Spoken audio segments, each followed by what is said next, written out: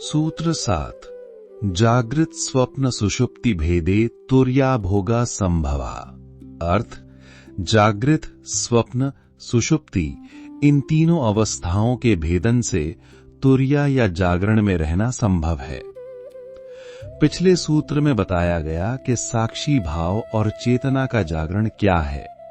ये सूत्र चेतना की निरंतरता बनाए रखने का उपाय बता रहा है। सूत्र में कहे गए तुर्या भोग का अर्थ है चेतना की निरंतरता, और ये तुर्या भोग चित्त में चल रही तीन अवस्थाओं, जागृत अवस्था यानी जागे होना, स्वप्न अवस्था और सुषुप्ति अवस्था यानी गहरी नींद के रहस्य को जानकर ही संभव है। तो पहले इन अवस्थाओं को समझते हैं। ध्यान से देखेंगे तो पाएंगे कि ये अवस्थाएं चित्त में चलने वाली वृत्तियों का सामूहिक परिवर्तन है, और क्योंकि वृत्तियां एक प्रकार के परिवर्तनशील अनुभव ही हैं, इसलिए ये अवस्थाएं भी परिवर्तन मात्र हैं। अब देखें कि जब तीनों अवस्थाओं का मूल आधार परिवर्तन ही है, तो इनमें भेद की प्रतीति क्यों हो रही है। अर्थात जीव को जागृत सत्य, स्वप्न असत्य और निद्रा में कुछ भी ज्ञान नहीं होने की प्रतीति क्यों हो रही है। तो इस भेद की प्रतीति का कारण है परिवर्तन की गति। जागृत में परिवर्तन धीमा है और अनुभव नियमित है। वस्तु व व्यक्ति में बदलाव बहुत धीमा है, जिससे ये जगत स्थायी और सत्य प्रतीत होता है। स्वप्न अवस्था में भी यही जगत रहता है, लेकिन स्वप्न में परिवर्तन तीव्र है। घटनाएं तीव्रता से और अनियमित रूप से बदलती हैं। इस कारण जागते ही स्वप्न असत्य प्रतीत होता है। सुषुप्ति यानी कि गहरी नींद, वो नींद जिसमें स्वप्न नहीं होते, वह जगत, शरीर और मन का लोप हो जाता है। इस अवस्था में जीव कहाँ है, उसे ये ज्ञान नहीं रहता। अर्थात इस अवस्था में समय और स्थान का भी लोप हो जाता है। इसका अर्थ ये हुआ कि अन्य अनुभवों की तरह समय और स्थान भी मन और इंद्रियों द्वारा गढ़े हुए हैं, वास्तविक नहीं है। तुर्या में एक साधक इन तीनों अवस्थाओं का साक्षी रहता है, यानी उसकी दृष्टि अवस्थाओं पर नहीं, वरन अवस्थाओं का अनुभव करने वाले चैतन्य पर स्थित हो जाती है। इस प्रकार तीनों अवस्थाओं में उसकी चेतना एक समान हो जाती है और अवस्था भेद समाप्त हो जाता है। इसे ही पूर्ण जागरण की अवस्था या तुर्या अवस्था भी कहा जाता है। एक प्रकार से देखा जाए तो जागृत, स्वप्न, सुषुप्ति की अवस्था का ये चक्र सत्य तक पहुंचाने के लिए प्रकृति द्वारा की गई एक सुंदर व्यवस्था है। इन तीन अवस्थाओं के भेद से ही जगत के मिथ्यात्व का बोध होता है कि जो जगत सुषुप्ति में था ही नहीं, स्वप्न में असत्य निकला, वही जगने यानी जागृत में सत्य कैसे हो गया। मैं क्या हूं ये जानने में भी इस अवस्था भेदन की महत्वपूर्ण भूमिका है। जिस तरह जब सुषुप्ति में शरीर और मन नहीं था, स्मृति बीज रूप हो गई थी, चैतन्य तब भी था। तभी सुबह जगने पर आभास उतरा कि नींद बड़ी मीठी थी, और जिससे ये स्थापित हुआ कि ये अवस्थाएं आती जाती रहती हैं, लेकिन चैतन्य कहीं आता जाता नहीं। ठीक इसी तरह ये नाम रूप शरीर आदि आते जाते रहते हैं। ये सृजन पालन विनाश का खेल चलता रहता है, लेकिन मैं चैतन्य कहीं आता जाता नहीं। मैं चैतन्य हूं ऐसा बोध होने से चेतना का जागरण होता है और साधक को इन चक्रों की माया समझ में आने लगती है। इन तीनों अवस्थाओं में चेतना में रहकर वो पूर्ण जागरण को उपलब्ध हो सकता है। सूत्र 8 ज्ञानम जागृत। अर्थ, ज्ञान जागृति है। पिछले सूत्र में चित्त में चलने वाली तीन अवस्थाओं, जागृत, स्वप्न और सुषुप्ति की तरफ ध्यान आकर्षित किया गया। अब आगे के सूत्रों में बताया गया है कि जिस प्रकार चित्त प्रतिदिन इन तीन अवस्थाओं से होकर गुजरता है, उसी तरह व्यक्तियों में चेतना के आधार पर भी तीन अवस्थाएं देखी जा सकती हैं। जागृत यानी जिसे अपने सत्य स्वरूप का ज्ञान हो गया है, स्वप्न यानी जो जीव भाव में जी रहा है, और सुषुप्ति यानी जो जड़ता में है। ये सूत्र चेतना की जागृत अवस्था के विषय में बता रहा है। सूत्र कहता है कि ज्ञान जागृति है। तो देखते हैं कि कौन सा ज्ञान जागृति है और वास्तविक जागरण क्या है। गहरी निद्रा में जीव को कुछ भी ज्ञान नहीं होता कि वो कौन है या जगत है भी कि नहीं, किंतु जैसे ही वो जागता है उसे ज्ञान होता है कि वो अमुक व्यक्ति है, उसका ये नाम है, ये संबंधी हैं, ये मेरा घर, मेरी वस्तुएं हैं, आदि आदि। पर विचारणीय बात यह है कि ये सब जो ज्ञान हो रहा है, क्या ये सत्य है? क्या वास्तव में वो कोई व्यक्तित्व है? ये संसार जो उसे दिख रहा है, क्या ये सत्य है? पिछले सूत्रों की चर्चा से जाना जा चुका है कि ये सब सत्य नहीं है। यदि ये वास्तविक नहीं है तो फिर ऐसी जागृति भी वास्तविक जागृति नहीं है। फिर वास्तव में जागृत होना क्या है? जब व्यक्ति को अपने वास्तविक स्वरूप का बोध हो जाए कि वो शरीर मन आदि नहीं बल्कि इनको जानने वाला चैतन्य है, जब वो ये जान जाए कि शरीर मन व जगत वास्तविक नहीं, इंद्रिय जनित आभास मात्र हैं, तब वो उसकी वास्तविक जागृति है। दूसरे सूत्र में जिस ज्ञान को बंधन कहा गया है वो भेद से उपजा ज्ञान है, और ऐसा ज्ञान शरीर मन व संसार जो कि मिथ्या है कि सत्य होने का भ्रम पैदा करता है। अब इस सूत्र में जिस ज्ञान को जागृति कहा जा रहा है वो सत्य स्वरूप का ज्ञान है, ये अभेदता का बोध है, यही शुद्ध ज्ञान या विद्या है। इस शुद्ध ज्ञान में जीने वाला जान गया है कि अवस्थाओं की तरह ही ये जगत प्रकट होता है, ठहरता है और फिर विलुप्त हो जाता है।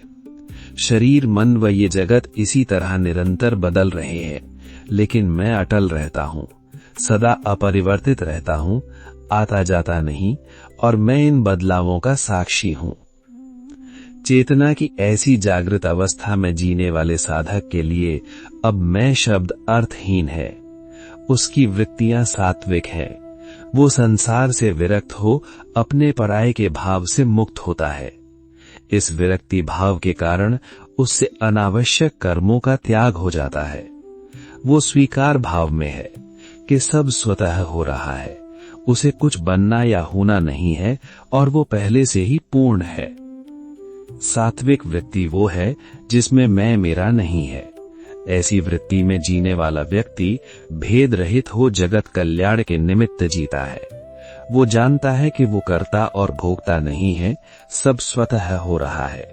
सूत्र 9 स्वप्नो विकल्पः। अर्थ स्वप्न में विकल्प या कल्पनाएं हैं। ये सूत्र चेतना की एक दूसरी अवस्था जिसमें व्यक्ति संसार को ही सत्य मानकर अर्थात जीव भाव में जीता है के विषय में बता रहा है। ऐसे व्यक्ति में बुद्धि का विकास तो हो गया है, वो विचारवान है, तार्किक है, किंतु माया के ज्ञान तक ही सीमित है। उसका चित्त बहिर्मुखी है। उसकी सांसारिक बुद्धि स्वयं की खोज पर केंद्रित न होकर संसार पर केंद्रित है। सूत्र में कहे गए स्वप्नों विकल्प हमें समझने योग्य बात यह है कि संसार विचारों और कल्पनाओं से गढ़े एक स्वप्न की भांति है। ये एक सामूहिक स्वप्न है। पिछले सूत्रों से ये स्पष्ट है कि यथार्थ में कोई रचना हुई नहीं है, होने की प्रतीति मात्र है। जगत चैतन्य की ही कलाएं हैं, जिनमें अवस्थाओं की भांति सृजन, स्थिति और संहार का चक्र चल रहा है। जागृत में परिवर्तन धीमा होने से ये सत्य भासता है। तो जिस व्यक्ति की दृष्टि संसार पर केंद्रित है वो स्वप्न में जी रहा है। जिस प्रकार स्वप्न में सब रचता होता हुआ दिखता है लेकिन वास्तव में होता कुछ नहीं है, उसी प्रकार ऐसा व्यक्ति संसार में चाहे कुछ भी रच ले, कुछ भी हो जाए, कल्पना में ही होगा, यथार्थ में नहीं। ऐसे व्यक्ति के समक्ष भी सत्य उपस्थित है। वो देख रहा है कि सब नाशवान है, अस्थाई है, फिर भी उसकी दृष्टि वास्तविकता के विपरीत है। वो कल्पना में जी रहा है और चित्त वृत्तियों के वशीभूत हो कर्म कर रहा है। जैसे स्वप्न में कुछ भी होने की संभावनाएं होती हैं, अर्थात अनेक विकल्प होते हैं, वैसे ही ये जगत ब्रह्म के संकल्प से ब्रह्म की संभावना के रूप में प्रकट है। यानी कि ये जगत ब्रह्म का स्वप्न है। व्यक्ति नाम रूप ब्रह्म के इस स्वप्न यानी जगत में स्वयं एक विकल्प मात्र है और इस स्वप्न को सत्य मानकर वो अपना संसार रचने लगता है, यानी स्वप्न में अपने स्वप्न की रचना करने लगता है। वो ये भूल गया है कि मैं चैतन्य हूं और ये जो भी प्रकट है मेरा ही विकल्प है।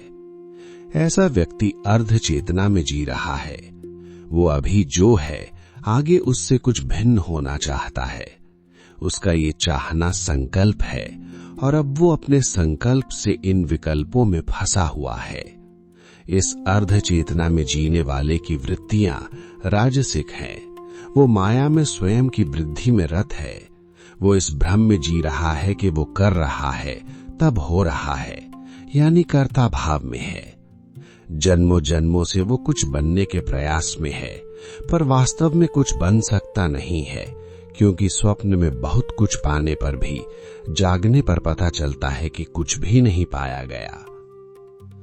राजसिक वृद्धि वो है जिसमें व्यक्ति मैं कर रहा हूं इस भाव से अपने अलावा समाज और राष्ट्र के लिए बहुत कुछ करता हुआ दिखाई देता है। वो जीवन को सुखमय बनाने के लिए विकल्पों का चुनाव करता है और उसके लिए विभिन्न उद्यम करता है। सूत्र 10 अविवेको माया सौषुप्तम, अर्थ माया जनित अज्ञान सुषुप्ति है। चेतना की 3 अवस्थाओं में से पहली उच्च अवस्था है। ऐसा व्यक्ति आत्म भाव में सत्य में जी रहा है। दूसरी अवस्था का व्यक्ति बुद्धिमान, विचारशील व तार्किक है, किंतु जीव भाव में है, व्यवहारिक सत्य में जी रहा है। तीसरी अवस्था का व्यक्ति भी जीव भाव में है, लेकिन उसकी बुद्धि या तो पूरी तरह अशुद्ध होती है या फिर उसका समुचित विकास नहीं हुआ होता, इसलिए उसका जीवन पशुवत होता है। सूत्र कहता है कि ऐसा व्यक्ति माया जनित अज्ञान के पूर्ण अंधकार में है। वह सदैव सोया हुआ ही है। वह मनुष्य जैसा दिखता अवश्य है, लेकिन उसकी वृत्तियां पशुवत होती हैं। उसमें यदि बुद्धि का अधिक विकास नहीं हुआ है, जैसे आदिवासी आदि, तो वह केवल रक्षण, भक्षण और प्रजनन की वृत्तियों में फंसे रहे अपने जीवन को व्यतीत करता है। और यदि बुद्धि विकसित तो हुई है, परंतु पूर्णतया अशुद्ध है, तो वो अविवेक पूर्ण कार्यों में लिप्त होता है। इस प्रकार का व्यक्ति तमस में है, तामसिक वृत्तियों से ऊपर नहीं उठ पाया है, विवेकहीन है, इसलिए इसे पूर्ण अज्ञानी कहा जा रहा है। तामसिक वृत्ति वह है जिसमें व्यक्ति का अपना स्वार्थ ही महत्वपूर्ण होता है और वह अपनी इच्छा पूर्ति के लिए हिंसा का मार्ग चुनने से भी नहीं हिचकता।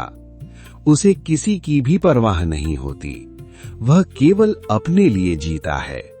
ऐसा व्यक्ति अपने लक्ष्य प्राप्ति के प्रति प्रयत्नशील और आक्रामक भी हो सकता है या पूरी तरह अकर्मण्य और आलसी भी। सूत्र 11 त्रिताय भोक्ता वीरेशः, अर्थ तीनों अवस्थाओं से ऊपर जो स्थित है वह महावीर है। पिछले सूत्रों में हमने चित्त की तीनों अवस्थाओं और चेतना की तीनों अवस्थाओं की बात की और ये जाना कि चेतना की अवस्था के अनुसार व्यक्ति सात्विक, राजसिक और तामसिक वृत्तियों में जीता है। अब ये सूत्र चेतना की एक ऐसी अवस्था के विषय में बता रहा है जिसे अवस्था कहना भी सही प्रतीत नहीं होता, क्योंकि वह सभी अवस्थाओं से परे ब्रह्म भाव की स्थिति है। ब्रह्म भाव में स्थिति क्या है? तो पहले आत्म भाव में स्थिति को जानते हैं। स्वयं को देह व मन मान उसी स्मृति के संस्कारों में जीव भाव में जीने वाले व्यक्ति को जब ये ज्ञान होता है कि मैं देह व मन और देह व मन में चलने वाली वृत्तियों से भिन्न इन सब को जानने वाला चैतन्य हूं, देह व मन नाशवान है और मेरा कभी नाश नहीं होता, इस बोध से उसके अहम का केंद्र मैं शरीर व मन हूं से हट मैं चैतन्य हूं पर स्थित हो जाता है और स्वयं को जगत का साक्षी जानता है। मैं चैतन्य हूं में अभी मैं शेष है। फिर वह पाता है कि जो उसका तत्व है वही तत्व सभी का है, तत्व से भिन्न कुछ भी नहीं है। इस बोध के उतरने से जब वो सर्वत्र स्वयं के ही दर्शन करता है, यानी कि जिस देह, मन व जगत को दृश्य जान स्वयं को उनका दृष्टा जानता था, अब इस बोध में होता है कि दृष्टा और दृश्य दो नहीं है, तब ये स्थिति ब्रह्म भाव की स्थिति है। इस सूत्र में ब्रह्म भाव में स्थित ऐसे साधक को वीरेश कहा गया है। उसकी चेतना का विस्तार हो गया है। अब वो सभी में स्वयं को ही देख रहा है। संसार से स्वयं को ऊपर उठाने का पराक्रम दिखाने वाला यदि वीर है, तो जो सभी का हो जाता है, सभी में स्वयं को ही पाता है, ऐसा प्रेम में स्थित महावीर है। ऐसा साधक चित्त की तीनों अवस्थाओं में जागा हुआ है। वो जगत को स्वप्नवत देख रहा है। तीनों अवस्थाओं में जागने से तात्पर्य है कि उसकी चेतना तीनों अवस्थाओं में एक समान है। वह तुर्या में है। इंद्रियों द्वारा गढ़े गए जगत की मिथ्या का भान होने के कारण अब उसके लिए अवस्थाओं का भेद समाप्त हो गया है। अब वो सत्व, रजस और तमस से ऊपर उठ चुका है। उसकी सभी वृत्तियां नियंत्रित हैं। वह समभाव में स्थित है।